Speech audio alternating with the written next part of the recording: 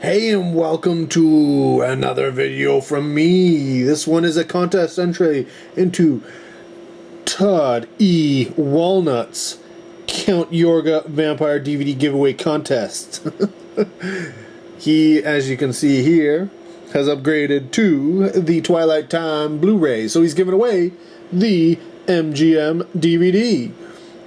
And he wants to know our top 5 vampire films. So I thought about it, and I picked 5. Now, I'm not going to say necessarily these are my top 5, but I think they are 5 solid vampire films.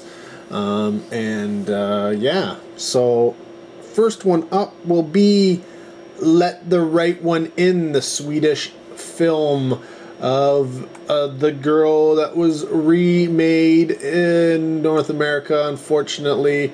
Well, it was still good, but the original was from 2008, directed by Thomas Alfredson. The remake was very similar if you saw the remake, but you didn't see the original.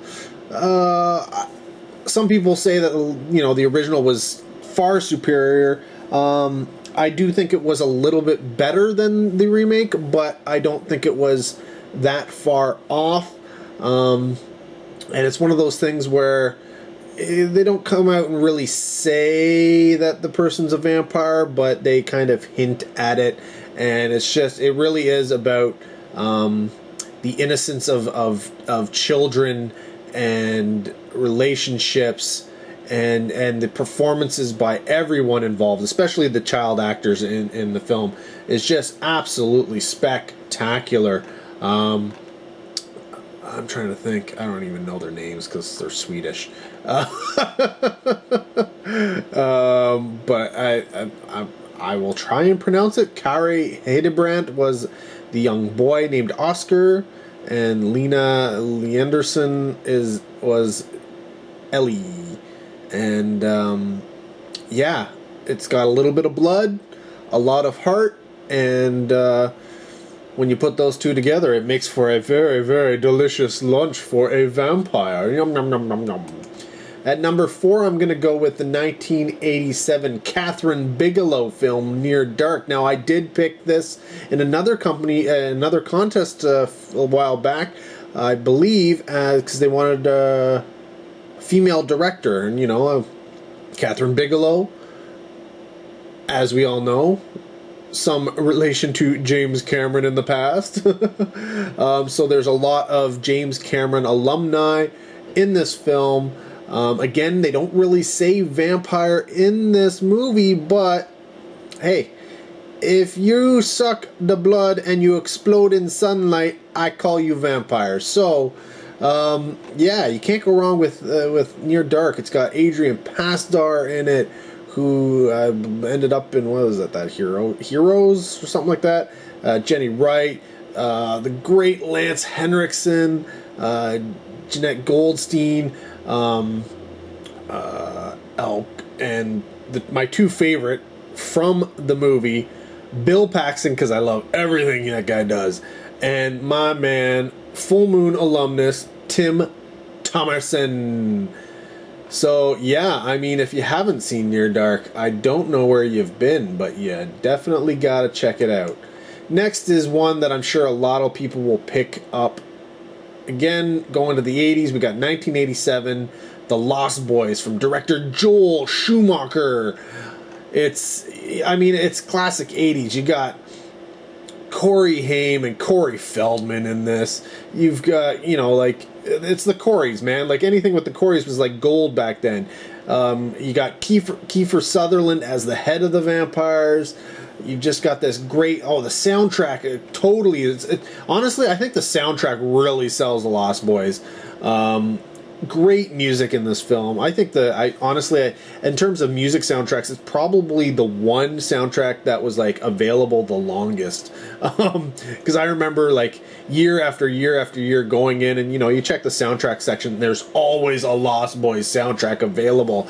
And as we all know, soundtracks aren't always available, right? So you gotta, new movies come out, new soundtracks come out, but for some reason the Lost Boys always seem to be available.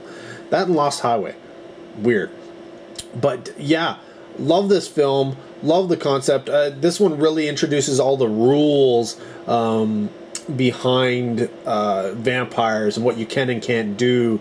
And it has a very much like a Monster Squad type of vibe going on to it, in terms of, you know, discovering the vampires and how to you know, kill them and discover them, and hellhounds. Like, I mean, where else did you hear about hellhounds? How many did I pick? I don't even know. Next one up, I'm going to the 90s, and I'm going to go with Blade, the Marvel comic character played by Wesley Snipes, directed by Stephen Norrington. He's a half vampire, half man, so he can go out in the sun. That makes him a daywalker, as they like to call him. And honestly, it's got, again, it's another one of those things where it's got crazy great music. If you're into techno, just the rave scene alone, the blood rave, I turn that sucker on YouTube like all the time. I'm not gonna lie. I just like watching that scene, and the whole idea of the blood rave just blows my mind. Cinematography in this is great. The fighting and the different weapons, and you know, this is pre Underworld and stuff, so honestly this is just so cool. And Wesley Snipes does an awesome job as the character. Of course, you get Steven Dorff as the, you know, one of the bad guys, Deacon Frost, and you get Udo Kier in it, you get Tracy Lords in it, and you get the awesome Chris Christopherson as the guy who makes all of Blade's weapons. It's kind of like the father figure. I'll say second best vampire film is the 2000 release of Shadow of the Vampire.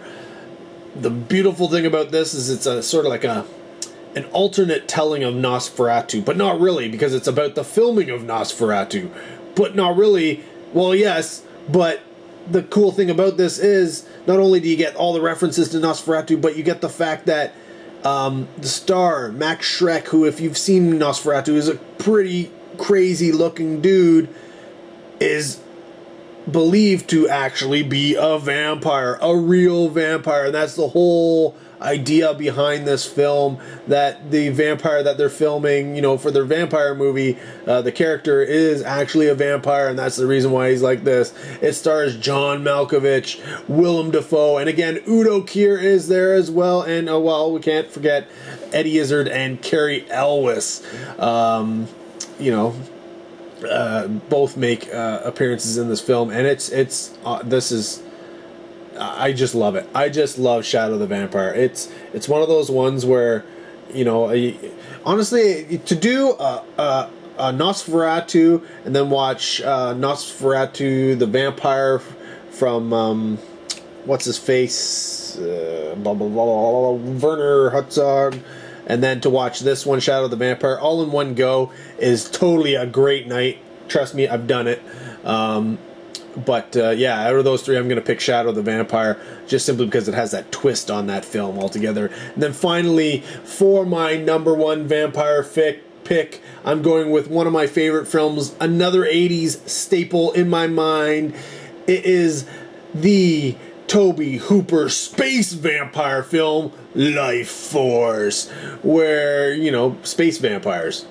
If I have to say anything more than space vampires, really, you missed out. But it's got Patrick Stewart, man. Captain Picard is in this. Peter Firth is in this. Steve Railsback is in this. Like, it's just awesome.